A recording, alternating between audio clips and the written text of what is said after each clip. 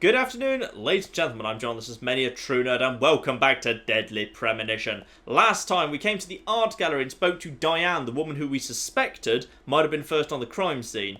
We can't have much evidence to pin her at the moment because she claims she's got an alibi in the form of Nick, the grumpy chef at the cafe, who also refused to speak to us at the town meeting the part before. So let's go and speak to Nick and see what we can get out of him.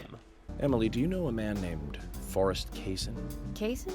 Yes, I know him. The sapling salesman, right? He seems quite friendly with the Ingrams, with Isaac and Isaiah.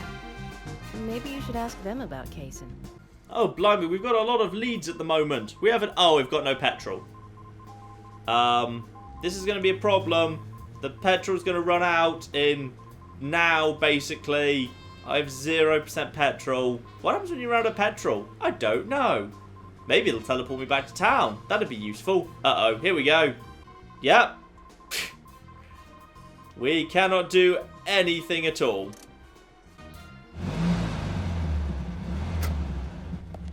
Emily? The car's out of gas. Is there something you want to check out? No, the car's out of petrol. Oh, well, either way, it doesn't matter. I can see you won't be rushed. I'm gonna go ahead, okay? Okay. Yeah, you go ahead. That's probably a good idea, as the car is now not working. Right, you still in the car? No, she's gone. Excellent. Well, does that mean I can now use the radio? Oh, this is such a time saver. George, come and pick me up. I need a lift. Basically, yeah, I got George's mother one flower, and now any time of day or night I can just summon him and he'll take me wherever I want to go. I like this arrangement. And here we are. Don't need to bother doing the driving anymore. That's great. Now, let's go in here, shall we? Welcome, Mr. Agent. Hi, Olivia. Let me have your special for today. And some fresh coffee. Our special today is turkey. A turkey and gravy sandwich. Sound good? Oh, that sounds really good. I could so go for a turkey and gravy sandwich. Mrs. Olivia Cormack, I am here for Mr. Stewart's lunch. If it is ready, I'd thank you a bunch. Yes, of course. Just a moment. That was a pretty feeble rhyme. Here you go. The usual. 1 turkey, strawberry jam, and cereal sandwich. Sounds like the sinner's sandwich. Self-inflicted punishment to atone for past sins. He put cereal in his sandwich, and that's the conclusion you drew. You should try this wonderful lunch. It's more than a delicious, tasty crunch. So says Mr. Stewart. No, that's fine. I've just ordered my own lunch. Mr. Francis York Morgan? Ah, that is. Mr. Stewart's order is delicious, I should mention. And Mr. Nick Cormack is a genius for creating this perfection. So says Mr. Stewart. Let us continue the rhyming argument about the merits of a strawberry jam and cereal sandwich. You sure that sandwich is that good? How long will the discussion about the cereal sandwich continue? I'll give it a try.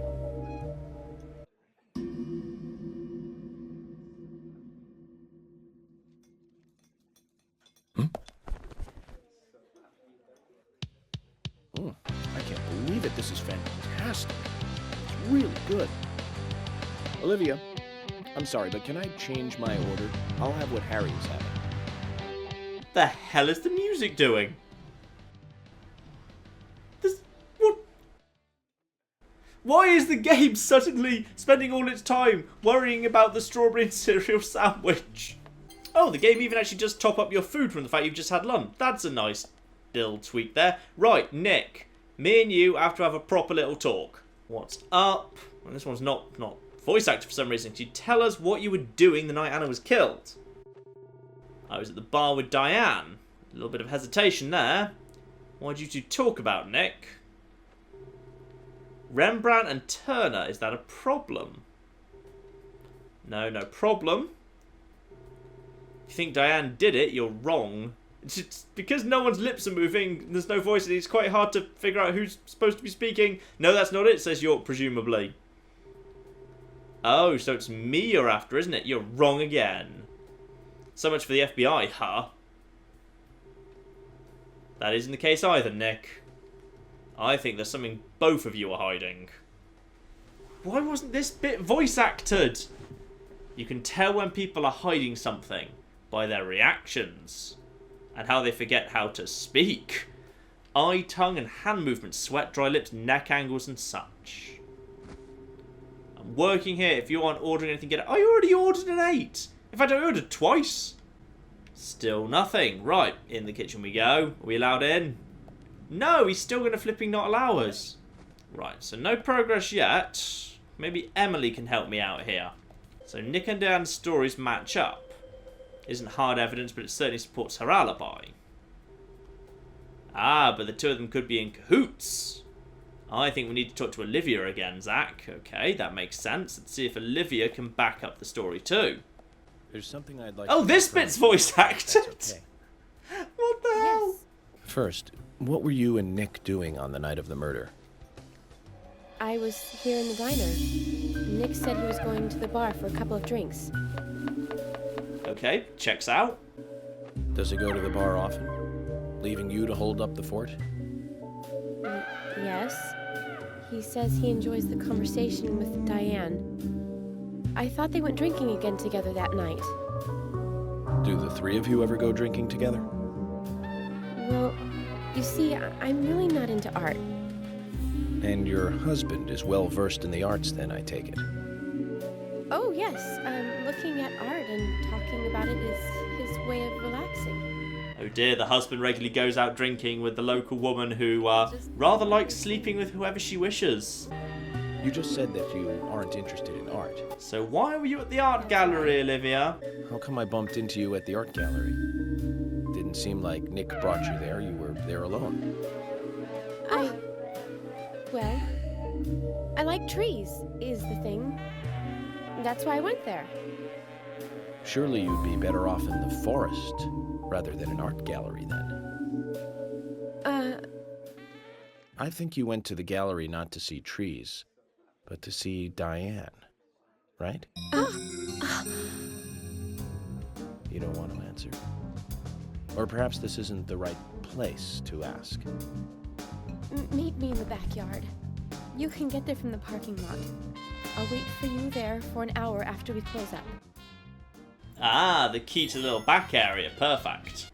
Okay, now, let's figure out how the radio and timing works. Obviously, I just want to sleep my way to 9 o'clock at night then. There's nothing in town I desperately want to take care of at this moment. So, I will instead sleep my way there. But let's just see the hotel. So, it's 10:30 at the moment. Now, I'm actually going to go to the Tree of Anna, because the Tree of Anna has a little bed in a little kind of shed right next to it. So that seems perfect. Ah, literally 0 time has passed. Now, that is flipping convenient that literally no time at all has passed. That is great news. Okay, so 10:30 now. Sleep. And I can sleep for 9 hours. Perfect. Which brings me to 7:30. And oh, that was slightly creepy there for a second. I thought I was being watched. I thought I was being watched through the curtains. And sadly, I cannot. Yeah, I don't have any way of. I don't actually have any way of skipping like less than 3 hours. I'm not sure there's a wait function in this game. And on the plus side, something's appeared here. Hello, what's this? What is this thing? Do I want this? Can of pickles. Sure, why not? Though not before I seem to have found a source of infinite pickles. This can of pickles, I keep picking it up and it keeps respawning. Intriguing. So here we are, and unfortunately now, I've no way of skipping. If I skip 3 hours, then obviously it's going to be 10:40 and I'm going to have missed my window. Meaning there's now no way to wait out to the correct time. I just have to wait. Is there literally no way to wait? Is there not a wait option in this game? Well, I've just checked the controls and I can't see one. Oh well. Now, hang on, what's the deal with the car all of a sudden? Because the car used to have had no petrol and it crashed. Is this now a full car? No. This car now has no petrol. That's a bit of a problem. I'm just going to have an accident the moment I get out of this car every time. Oh, this is an issue. Right, where's the police station? Because if I run to the police station, then I could get a different car. I mean, there's ways I could do this. I could either, kind of find a way to replace, to kind of, fill up my car with some new petrol. Or I could just go get a new car. I feel like I might just go and get a new car. There's got to be more cars. Beautiful. This shall now be my car. The other car that I've left battered out of petrol, I'll just leave there. This shall be my new car now. Look at this car. This car's way better. Marvellous. Unfortunately, this one might be even bloody slower than the last one, which is unfortunate, but never mind. While I'm waiting, by the way, I've just realised, because I can just teleport back here whenever I want. There's one other lead I can follow up, which is Polly told me that the guy, Forrest, he don't... Wait, hang on. Someone had a... Wait, no. Or was it Becky? Was it Becky who wanted to have the chat with the... Okay, the children know something. The two twins know something. And their house is pretty close by on the other side of town. So I'm just going to go out of town and just go and speak to the other kids while I've just got a few minutes spare while I'm waiting for 9 o'clock to roll round. No, unfortunately, this place is closed. I can't... There's all sorts of stuff here. May as well investigate.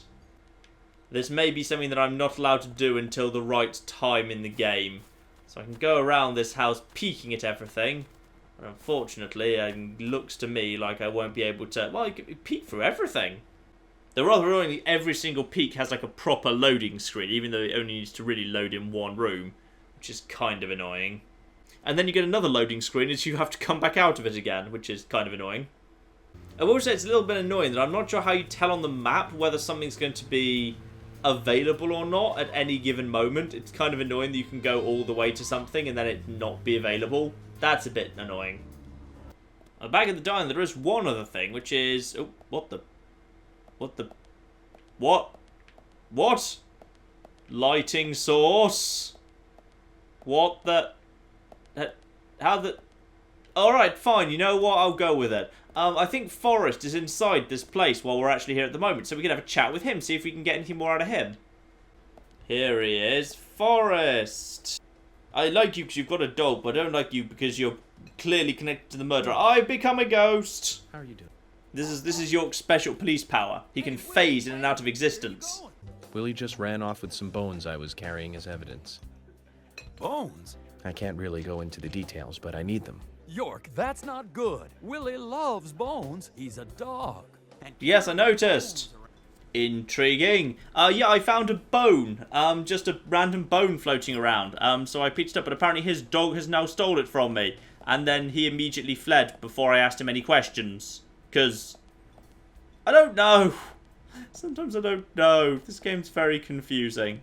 This game's just very confusing. I just kind of want to just go on a killing spree in this town and just kind of just murder everyone one by... Yeah, and you. If we all went on a killing spree in this town, I think we'd all understand. There we go. No, people are just like, yeah, it's fine. It's fine. If you aim at them, they mind. But interestingly, if you... That's baffling. That woman doesn't care because I never aimed at her. But if I actually aim at her, at that point she minds. Guns hitting people have no impact whatsoever until... Oh, that's amazing. That's absolutely wonderful. So am I allowed to just step into this thing or do I have to wait? No, I do actually just have to wait. I will just stand here and wait then. Alright, well... The game's not giving me... I guess I could just go around the town, but, you know, I don't know what's going to be open or closed, so... I'm just going to make a cup of tea now. I'll rejoin you when we get to 9 o'clock. Well, I went and made a cup of tea and it's still only 20 flipping past 8. The thing is, the game spawned me outside at 10:30 in the morning. So, I couldn't wait 12 hours or I'd missed the slot. And if I waited for 9 hours, then I've just got all this time to kill. So, get out of the way, I'm the damn police. So I'm not really sure. Yeah, the game ticks by really damn slowly. Really damn slowly. Oh, that's a tree. You can't drive through that. Yeah, the game just goes by very, very slowly indeed. And, like, I just go to places, like, it always feels like it's not really worth bothering to explore because that house is closed, whatever that was. This is Anna's house I still haven't been able to visit, but I really want to visit because, you know, her mother. But, obviously, that's closed too.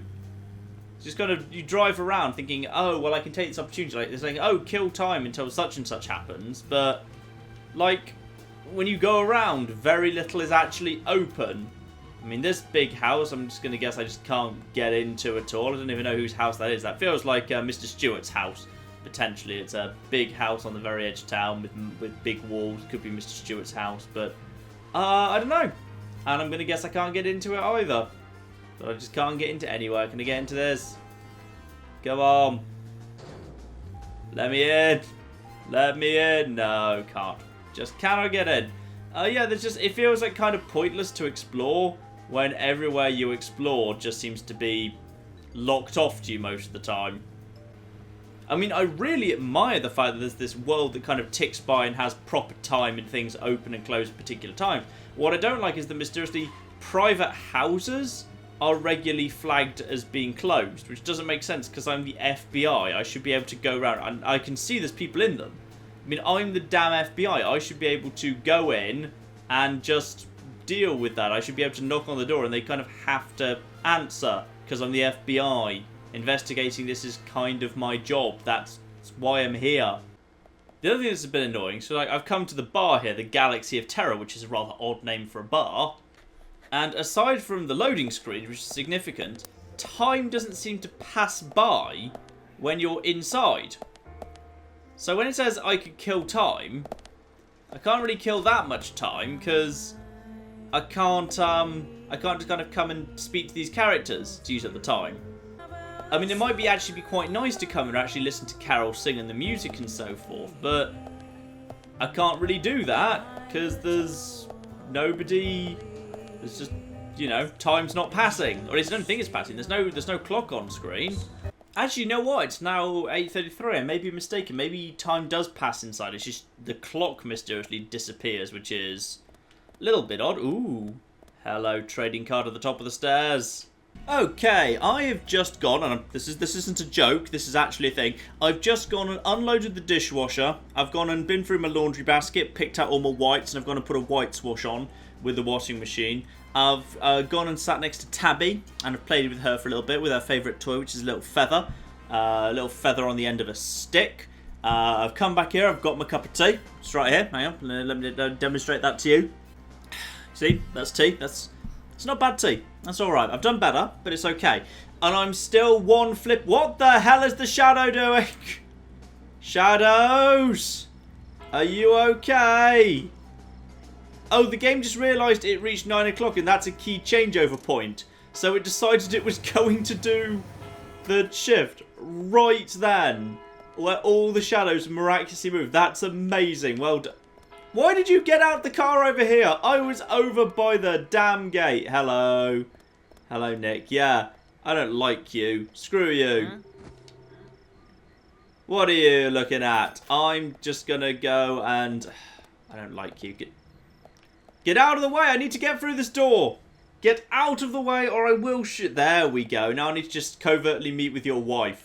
I think that's fair's fair. He goes off and clearly has dalliances with Diane. I think it's fair and maybe I flirt with his wife a bit. Though actually his wife is not exactly the biggest catch in town. There's quite a few women in town who have been kind of flirting with me who for York might be interested in. I'd say Olivia is pretty far down the peck. What are you doing here? You're not even supposed to be here, are you? Oh, well, yes you are. You were here with us originally. You just wandered off for flipping 12 hours. This better be worth it. In the beginning, Nick only went to the gallery during the day. But he went so often, at some point he became friendly with Diane. They started going out drinking together, and now he doesn't come home until early morning. He always says that they were only drinking when I asked. He blames me for not being able to talk about Turner and Rembrandt, which of course I can't, can I? So what can I say? You could read a book about Turner or Rembrandt. Just an idea. I mean, I couldn't take it anymore, so I followed him.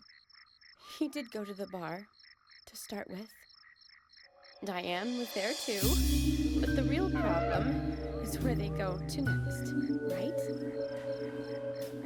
So I waited outside the bar to see where they might go. And they eventually left the bar and headed for the art gallery. But it was already early morning, but it was still dark. Just before going inside, Diane turned around. It should have been too dark to see me, but I swear, her eyes looked right at me. They seemed to flash for a moment. I was so rattled that I left and went home. The next day, Anna was found dead. I didn't know what to do. Okay, can you tell us what time this occurred? What was the timings of this? This is very important we know the precise times. I went to the gallery to talk with Diane about it, to confront her. But once I was there, I couldn't find the courage to go through with it. Then I saw you there, and I just felt I had to go home. Nick has been seeing Diane every night recently. He just left for tonight, too. I really don't know what to do.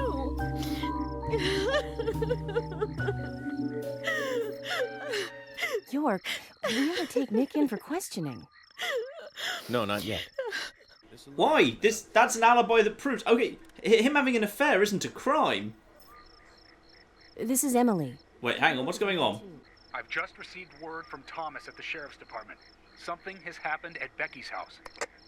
He was called in by Quinn, but he wasn't making any sense. We have no further details. I've sent Thomas over there. Can you go back him up?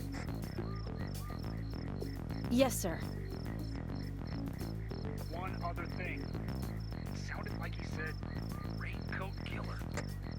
He wasn't making any sense, but he mentioned the guy who was suspicious has been committing a serial murder. Couldn't be! Nick!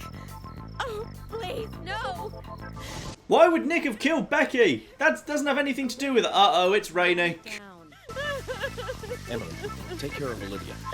I'm heading over to Becky's. She lives in the big house over by the lake. Hurry! Why would we assume Nick was the killer from any of this? The whole point was we thought Diane might have been at the scene and Nick is her alibi. I mean, unless we're saying that Diane went willingly with her, but at this point this is all pretty damn supposition. We don't know that the thing belongs to her, the heel. I still say it's more likely to be Carol. Alright, I've already been recording for a little while, but I'm getting the feeling like when I edit this down, this part's not going to be very long. So I am going to go along and have a look-see what happened at Becky's house. I don't know why we didn't go and see Becky earlier. I mean, York seems to have a lot of faith in his dreams and also his coffee and his imaginary friend. York is a bit of a strange one in general, but he seems to, like, believe what his dreams tell him, and his dreams contained the woman, Becky. And earlier on the way to the art gallery, we were literally driving past Becky's house. We could have just nipped in at that point and introduced ourselves, but I'm guessing if we tried to, then what would have happened would have been the game would have said, oh, this house is closed. Which is the one thing I don't like about this game that, well, there's two things I don't like about this game that have kind of been revealed by this episode, which is one, exploring is sometimes a bit pointless because too many civilian buildings are just closed, which doesn't make a huge amount of sense. And two, the time system sometimes means if you don't fancy doing a subquest, you're just kind of stuck standing there. And like literally you can be stuck standing there for 20 minutes just waiting for the clock to tick around an hour. I don't exactly know what the in-game time to real-world time ratio is, but it does distinctly feel like it's about 1 to 3 or something. If you want an hour of in-game time to just pass, you have to spend like 15-20 minutes of real time just standing there, which is a little bit too much. Anyway, let's head out that way. And oh, I need to get there by 11:30 apparently. So that's quite nice actually. This is, rather than it saying, oh, you've just got to wait to a particular time, saying you've got to get there by a certain time, so I hope you know the way. But I've actually checked the map and I've got a good plan. So I turned right just after the bridge, and then we're going to get to a T-junction at the end here. Turn left here, and we should be pretty much most of the way there. Which I am driving in like the slowest car, but I'm feeling like, thanks to the way that time works, I feel like I've got a good, 20 minutes, half an hour to get there in real time. So I'm not too worried at all. Even if York can't, manage going more than... York's heart rate starts rising in this car at 50 miles an hour. 50 flipping miles an hour. I mean, if he wants to stay calm, then we have to travel at 48 miles an hour. That sensible calms me. But 52 miles an hour? No, my God, I'm going to have to take my heart medication. Why, of course, do I get the feeling that at Becky's house we're going to have another little purple, misty, dark world insane sequence? I have a horrible feeling, given it's raining, that that is exactly what's going to happen. Also, I've suddenly picked up infinite gas and infinite damage, because obviously I'm on my way, I'm in the middle of a plot critical mission at the moment, so the game just decides I can have infinite health and things at the moment, which I guess makes sense, because otherwise you might have been in a situation where, just because you didn't happen to have petrol in your car, you could, like, fail to get there in time. I don't know what happens if you fail to get there in time. I'm guessing the way this game normally works, I could literally just go back in 24 hours and the game would just act like I'd been there the whole time, which would be quite funny. Anyway, let's head out this way and see what's going on at this place. Here we are, and up to the gates. Boom. I'm not sure who Becky is, but she lives in a massive, nice house out by itself in a big mansion.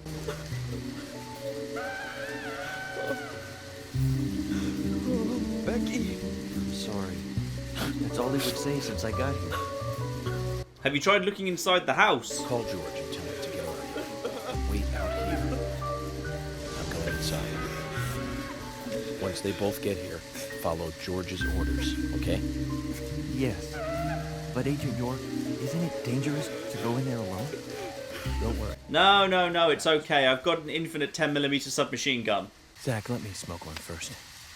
Is the purple somehow connected to me smoking? Because I've got these heavy cigarettes that are supposed to, like, change my perception of things.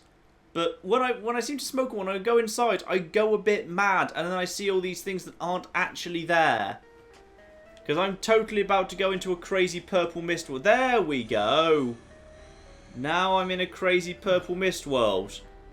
I feel like I'm bringing this on myself by smoking. Oh, we've got straight away. We've got a bee. I'm not sure if I got that in time. I didn't.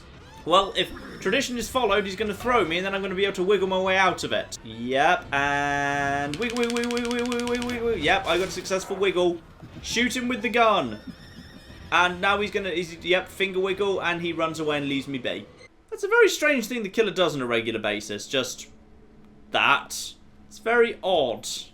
Interestingly, I can see items over there, but I can't get to those items because I can't hop over these sofas. Because you can't run or climb or anything. So I just can't get to these items. They're there, rather surreally. The only way I can go is forward through this door. I cannot clamber over the sofas. Very odd. Very odd indeed. And who on earth would put a bedroom immediately off the front hallway? And why are there windows?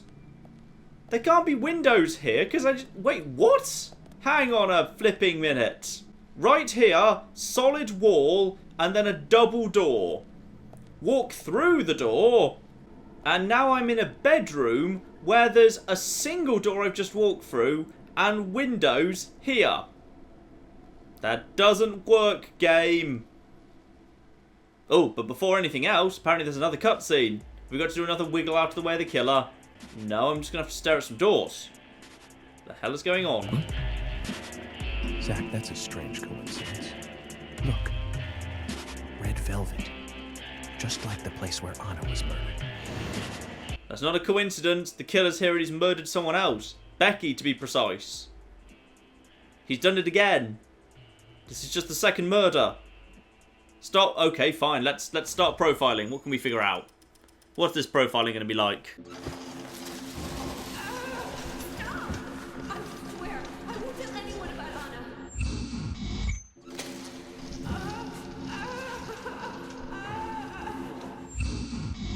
Kind of hard to make out, but it does look like this woman was, again, underdressed, like she was in a relationship with the killer before he revealed that he was the killer and murdered her. Kind of hard to tell at this level of blurriness. Obviously, we'll have to get all the main clues before we can know that for certain, but it does feel that way to me. Too much noise. We're still missing a vital piece of the puzzle. I'm going to guess you're actually missing about 3 vital pieces of the puzzle. Yes, there we are. You're actually missing 3 vital pieces of puzzle, as is extremely common, York. Right, and as there are mysteriously 2 doors rather than the usual 1 to proceed, and therefore there might be some level of choice or some sort of puzzle we're going through, I think we are going to call it a part here, and I will do the entirety of this room, Becky's dark, evil house. I'm really not sure what York does to cause happen. I'm getting the feeling York causes this himself. Like, he takes some form of drug in that cigarette to make himself see the world like this, because this is how he finds clues. Which is kind of odd, but that's just the impression I get. But yes, we'll pick this up next week, and we will go through this entire place. We'll probably meet the killer a couple more times. As usual, we'll just dive out of the way and do quick time events rather than actually shooting him with our, several guns, but never mind, eh? And we will see what other clues we can figure out from here. In the meantime, ladies and gentlemen, I've been John. It's been many a true nerd, and this has been Deadly Premonition. Thank you very much, and goodbye. Down, down, down, get off it. Just hop off. Oh no, that was wrong! I would untie and save you, you understand, but there is a hovercraft. I really hope the bear's not still around. The bear is still around! The bear's still around! The bear's still around! Good news, guys! Elephant's here! Hey!